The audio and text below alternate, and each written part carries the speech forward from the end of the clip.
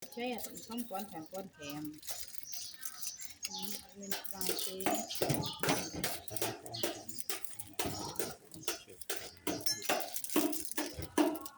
Sáng chạm một bánh bút sáng chạm một bánh vậy.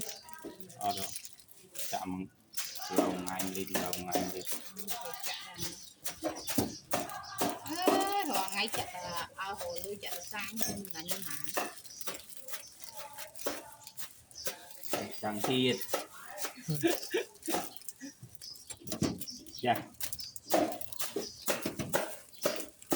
sáng là lố mến là tích mấy con nó có một tí cho nó bán đi nó nhiệt tí này tí này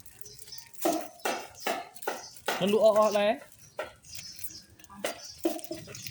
tại mưa trà lúc đầu phải ngày ngày nên tại từ tại ngày nên thành ra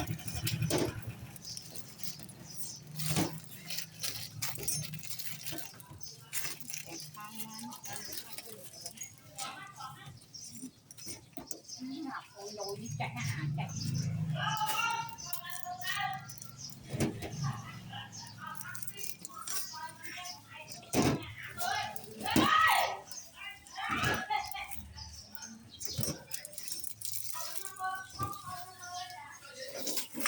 ngọn lưu dưới ta đẩy đi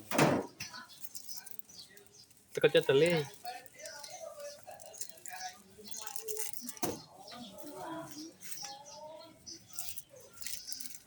thôi mấy thang chăng nên chăng Đây cũng chơi mình đây dây đam rồi cái nón lên.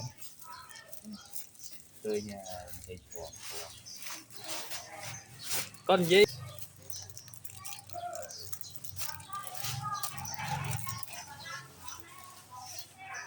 ngay ra con đi nó đã cả tắc mắc mà chết là không thích không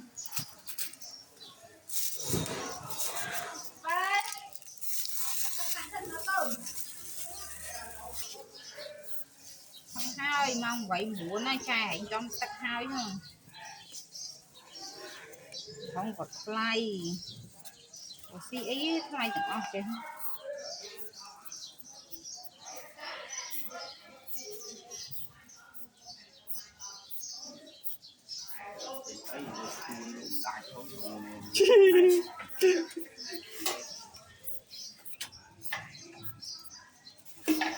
nhưng lụa nghe pê mày đánh sao là băng nghe pê kêu bà xí